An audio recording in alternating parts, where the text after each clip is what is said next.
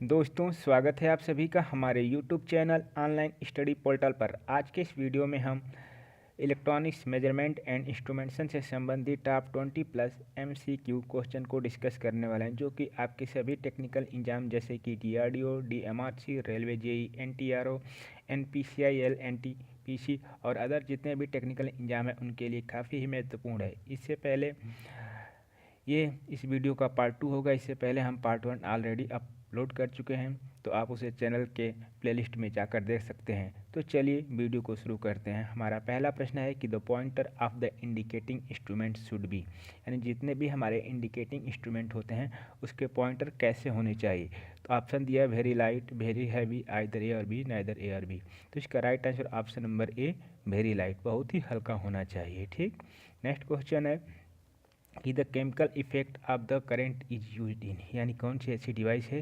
जिसमें chemical effect of current का प्रयोग किया जाता है, उस प्रिंसिपल पे काम करता है। तो इसका right answer option number A, DC ammeter hour meter. ठीक, जो DC एमीटर आवर मीटर होता है उस पर हमारा केमिकल इफेक्ट ऑफ करेंट के प्रिंसिपल पे काम करता है। नेक्स्ट क्वेश्चन है इन majority of instrument damping is provided by, यानी जितने भी इंस्ट्रूमेंट होते हैं उनमें मेजॉरिटी यानी ज़्यादातर जो हमारा डैम्पिंग होती है उस किस बेसिस पे होती है, fluid friction, spring, ED current या ऑल ऑफ द एबव। तो इसका right answer option number C, ED current, यानी ED करंट जो डैम्पिंग होती है वो ज़्यादातर हमारे इंस्ट्रूमेंट में यूज की जाती है। नेक्स्ट क्वेश्चन है कि एन एमीटर इज ए, जो हमारा एमीटर होता है कैसा इंस्ट्रूमेंट होता है, सेकेंडरी इंस्ट्रूमेंट होता है कि एब्सोल्यूट होता है कि रिकॉर्डिंग होता है कि इंटीग्रेटिंग। तो ये right answer option number A, secondary instrument होता है। कौन, हमारा एमीटर इंस्ट्रूमेंट। ठीक, नेक्स्ट क्वेश्चन देखते हैं कि in a portable instrument the controlling torque is provided by, यानी जितने भी हमारे पोर्टेबल इंस्ट्रूमेंट होते हैं उसमें कंट्रोलिंग टॉर्क किसके द्वारा प्रोवाइड किया जाता है, स्प्रिंग के द्वारा कि ग्रेविटी के द्वारा कि ED करंट या ऑल ऑफ एव।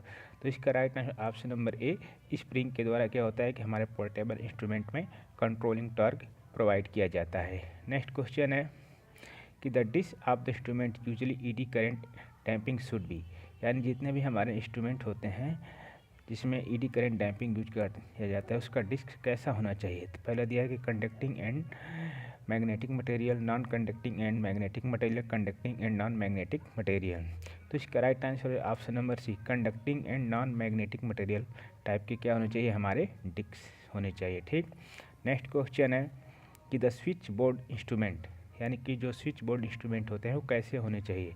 Should be mounted in vertical position, should be mounted in horizontal position, either A और बी, नाइदर ए और बी।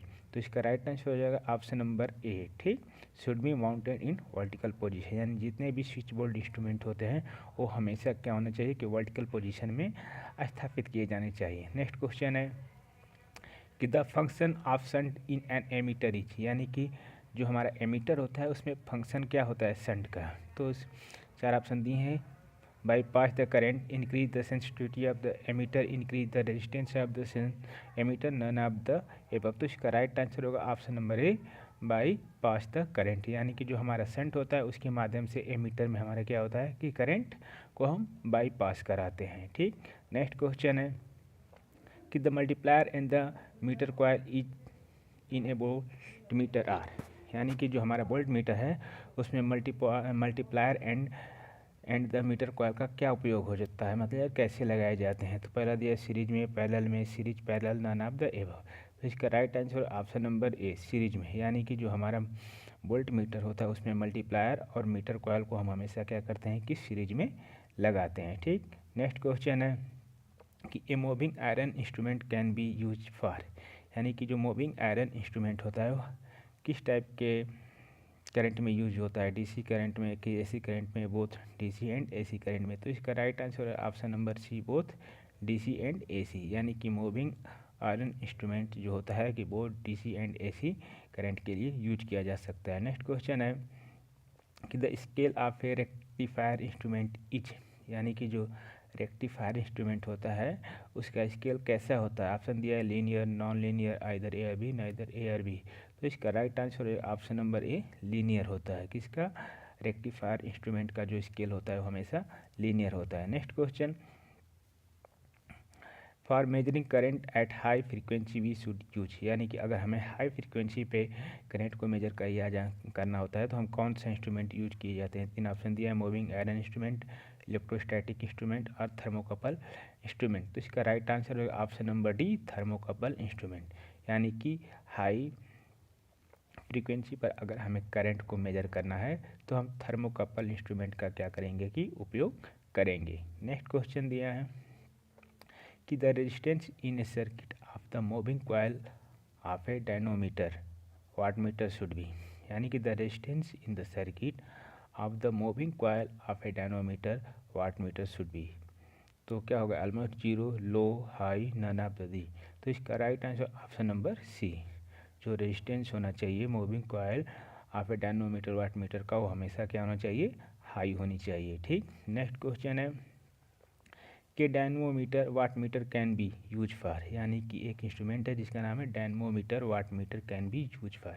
इसके लिए यूज किया जाता है both DC and AC, only DC only AC, any of the above. तो इसका right answer option number A, both DC and AC, यानी कि डायनमोमीटर वाटमीटर जो होता है हमारा डीसी एंड एसी दोनों के लिए यूज किया जाता है। नेक्स्ट क्वेश्चन है कि N induction wattmeter can be use for, जो हमारा इंडक्शन वाटमीटर है ये किसके लिए उपयोग किया जाता है, both DC AC, any of the above. तो इसका right answer option number B, only DC के लिए। ठीक। नेक्स्ट क्वेश्चन है कि the pressure coil of a wattmeter should be connected on the supply side of the current coil when, यानी कि जो प्रेशर कॉइल होता है वो वाटमीटर की किस साइड कनेक्ट किया जाता है। Load impedance is high, load impedance is low, supply voltage is low, none of the above. तो इसका right answer option number A, load impedance is high, यानी कि जब लोड इम्पीडेंस हाई होता है तभी हम क्या करते हैं कि प्रेशर कॉइल को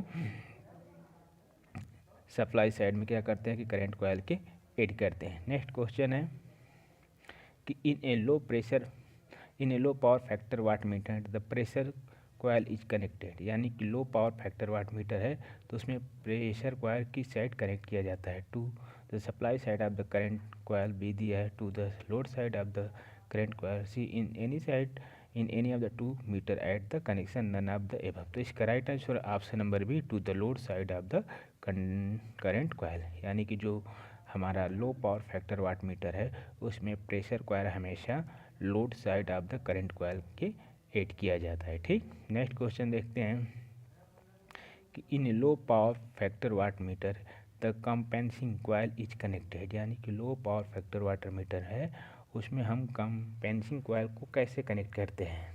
तो 4 ऑप्शन दिया, in series with current coil, in parallel with current coil, in series with pressure coil, in parallel with the pressure coil. तो इसका right answer option number C, in series with the pressure coil, यानी कि जो pressure coil होता है उसके series में हम क्या करते हैं कि इसको ऐड करते हैं।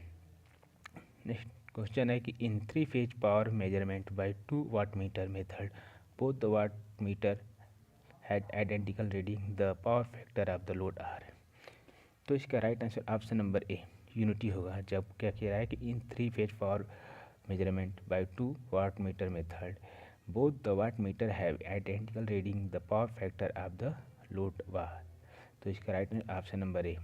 नेक्स्ट क्वेश्चन दिया है कि in 3 phase power measurement by 2 wattmeter method the reading, ठीक, of one of the wattmeter व 0, the power factor of the load must be, यानी कि यदि हम 3 फेज पावर मेजरमेंट कर रहे हैं 2 वाटमीटर मेथड के द्वारा, यदि एक वाटमीटर की रीडिंग 0 है तो उस समय हमारा पावर फैक्टर लोड का क्या होना चाहिए। तो इसका राइट आंसर होगा ऑप्शन नंबर जी, P05, यानी कि 1/2 हाफ होनी चाहिए। ठीक। इससे पहले जो था उसमें 1 होना चाहिए। ठीक। नेक्स्ट क्वेश्चन है कि the adjustment of the position of the sliding band in an energy meter is done to provide, यानी कि जो हमारे एनर्जी मीटर होते हैं उसमें स्लाइडिंग बैंड का हम एडजस्टमेंट क्यों करते हैं। तो इसके 3 ऑप्शन दिए, friction compensation, creep compensation, breaking torque. तो इसका right answer option number A, friction compensation, यानी फ्रिक्शन कंपनसेशन को हम कम करने के लिए हम क्या करते हैं कि स्लाइडिंग बैंड को एडजस्ट करते हैं। ठीक। तो दोस्तों इस वीडियो में बस इतना ही। वीडियो पसंद आए तो वीडियो को लाइक शेयर और चैनल को सब्सक्राइब करना ना भूलें। मिलते हैं नेक्स्ट वीडियो में, तब तक के लिए जय हिंद, जय भारत।